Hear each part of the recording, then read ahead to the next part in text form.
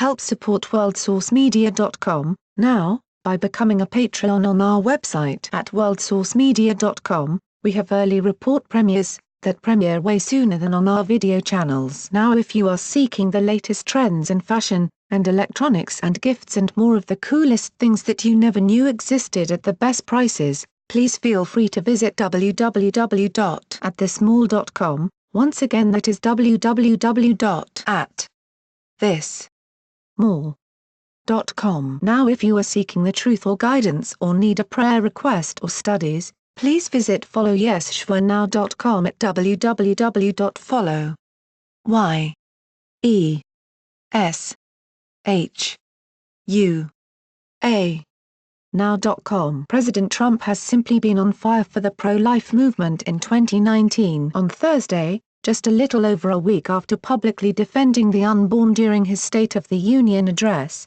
the president met with pro-life advocate Alveda King, niece of Dr. Martin Luther King Jr. According to Life News, in concert with meeting King, the president also met with abortion survivor Melissa Ohden and Micah Pickering, the 6-year-old son of a pro-life former congressman who was born very prematurely but survived and is doing well. Alveda King told Life News that President Trump's life-affirming actions on Valentine's Day spread future hope for babies in the womb. With his latest life-affirming action today, on Valentine's Day, President Trump shines light and hope for babies in the womb, and for those who are unjustly bound in other tenuous situations, she said. King added that the president reiterated his support for adoption over abortion, saying that New York's late-term abortion law strengthened his position. Considering the huge fiascos and lies about abortion being a reproductive right, with New York and Virginia endorsing infanticide, President Trump's adoption response today is yet another sanctity of life gain,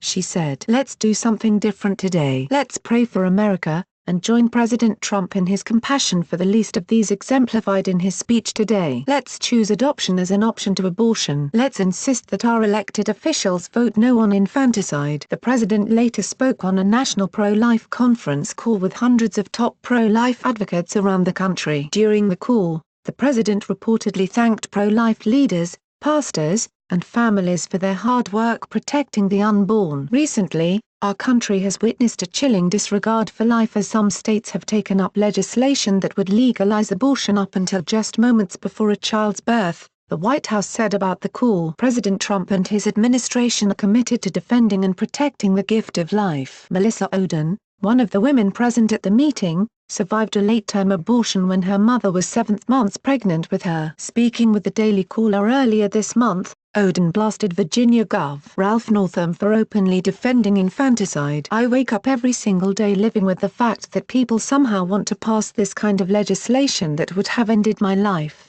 she told the outlet. People can very nonchalantly talk about this or try to be ambiguous, but there is no ambiguity that exists. My life should have been ended by an abortion, and every day children are losing their lives. Let's just use the word infanticide, because that's what it is, Ohden continued. In my case, I know there were nurses on the staff of that hospital who fought for me. I could have been left to die. I know that children like me were actually placed in a utility closet in buckets of formaldehyde and left to die, and I know that because I've talked to the nurses who were responsible for it. Ever since President Trump publicly denounced late-term abortion, left-wing media outlets like the Huffington Post have been pushing anecdotal stories from women touting the horrific practice as a moral good.